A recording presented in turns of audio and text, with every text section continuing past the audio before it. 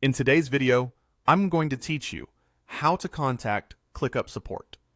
If you ever feel stuck in ClickUp, whether something isn't working quite right or you simply want guidance on a feature, reaching out to support directly from your workspace is the fastest way to get help.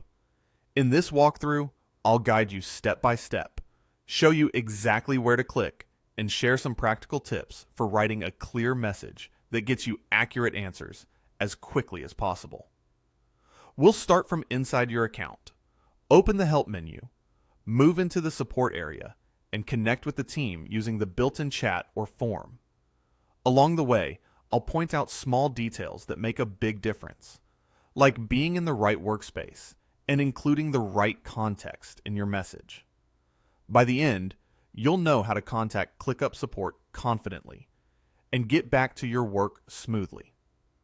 First, sign into your ClickUp account using your browser or the desktop app.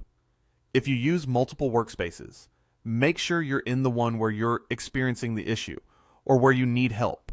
This matters because the information available to support is tied to your current workspace.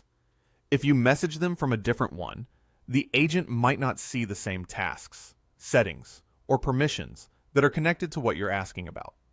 Starting in the right place saves time and avoids back and forth later. Once you're in, it doesn't matter which section you're viewing. Inbox is perfectly fine, as are your home, tasks, or any other page.